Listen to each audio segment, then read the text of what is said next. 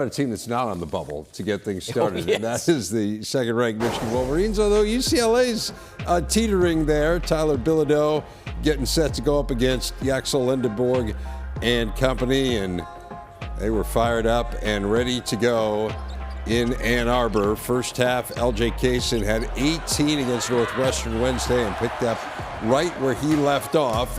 Later in the half, Namari Burnett, Wolverines go up by 9. Trent Perry, really good player, Earl. Very good play. He can play off the bounce. He has size, ability to get to the backboard and finish over traffic.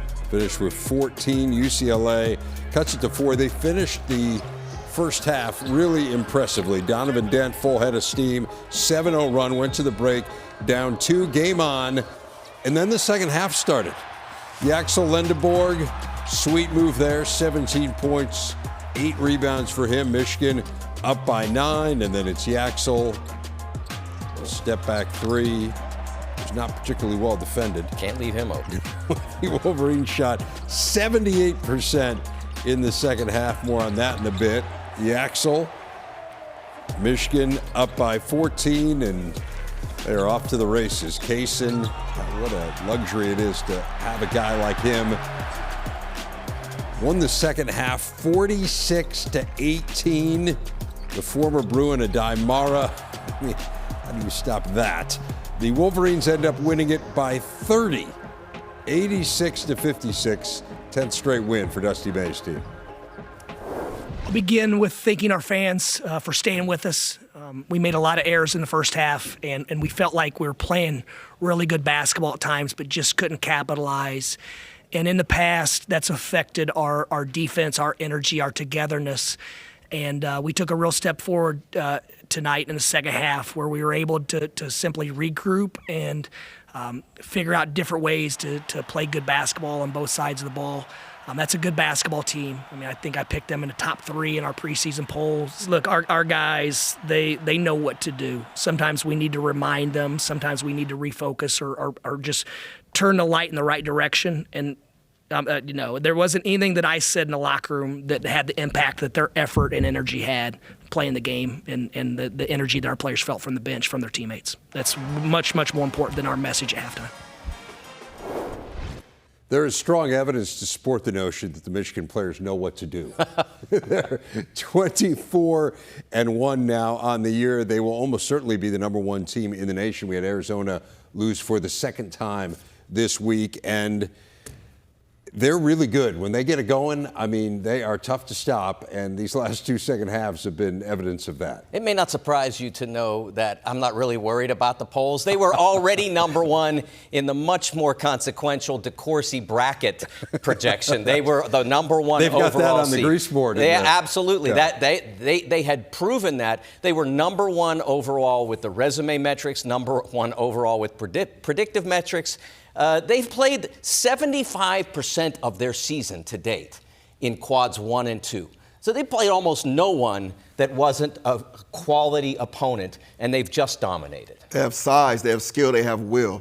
Shot 65% against UCLA today. 42 points in the paint. They impacted the basketball in every way possible. Beyond the arc, at the backboard, at the rim, they had the toughness. For the Bruins, though, the toughest guy on the court was Mick Cronin.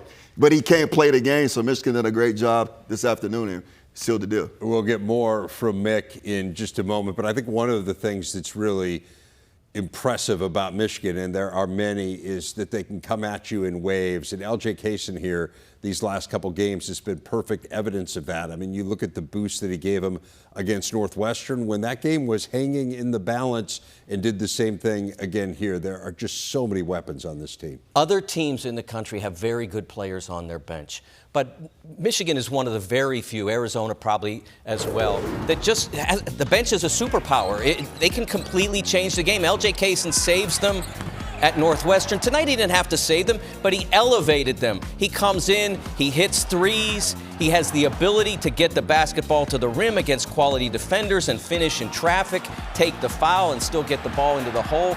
LJ Cason could play as the starting point guard for any team in the country, and they would be delighted to have him. Of course, that doesn't mean he's better than everybody, but nobody would complain if somebody said, you got to deal with him as your point guard. He's just terrific. What a luxury. They could come off the bench and play against backup rotations, make it very difficult for a coach in strategic defensive moments. You got to keep your starters on the bench, off the bench longer, right? Keep them in the game so they go against backup point guards such as Cason. And then you got Trey McKinney who comes in off the bench, Will Cheddar. I mean, they have some really talented guys. The starters aren't bad either. I mean, Marez Johnson, perfect 6 of 6, Big Ten leader in field goal percentage. We saw what Yaxel can do, Daimaram. The list just goes on. And man, these second halves, these last 2 games have really been something. They have outscored their opponents by exactly a factor of 2. Wow. 98-49. Remember, they were down big against Northwestern with about 12 minutes to go in the game before they turned it on. You look at the way they have shut down those 2 teams. This is the big stat presented by Discount Tire, less than 29% from the field for those 2 over those 2 games. But it is their own field goal percentage that had Mick Cronin particularly upset after this one. We were god awful. We couldn't make wide. We missed 8 unguarded threes. Unguarded. You're going to come in here and win. You got to score. That said, we got some guys who won't pass the ball. That's frustrating. This is the worst second half defensive field goal percentage of my career. 23 years. They're really good, but I'd be really good too if I was shooting layups. For a while there in the second half, buddy, we were like 3 for 19. We ended up 7 for 27. Like, we were like shooting 16% there for a while. I mean, it was as bad an offensive performance. Missing wide open shots, and then just refusal to pass or screen or execute anything we were doing. Just really frustrated with some of the guys on our team. But I've been fighting it all year, so it is what it is. Does not get any easier for Cronin's team. They got Michigan State coming up next, and they go home for Illinois. Earl, we will give you the first word as our resident Bruin on Mick's comments. I played for 3 really good defensive coaches in the NBA. Hubie Brown, Dick Harder, Ron Adams. The main thing when you look at defense, look at deflections, steals, blocks, rebounds, securing one and done and getting out in transition. But you also look at contests. When 3-pointers shoot, you have to contest. Even if it's late, my hand has to match the follow through. That is very important to distract the shooter because it's still energy from the hand to the ball until it hits the rim. And that's what Coach Cronin is talking about, the toughness and the will, which then allows you to come back in transition, come back in offense and score. We saw throughout the highlight packages how many open threes the Bruins had.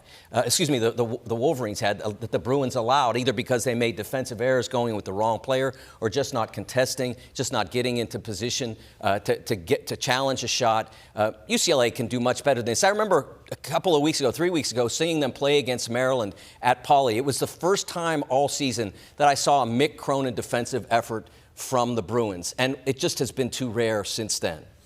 11 seed as of Friday in the NCAA tourney bracket that you put out. So they need to figure out a way to get some more wins here. It's a precarious situation down the stretch. Again, it's not easy. We'll see whether they can play better here coming up against Michigan State. But that's the story from UCLA's perspective. How about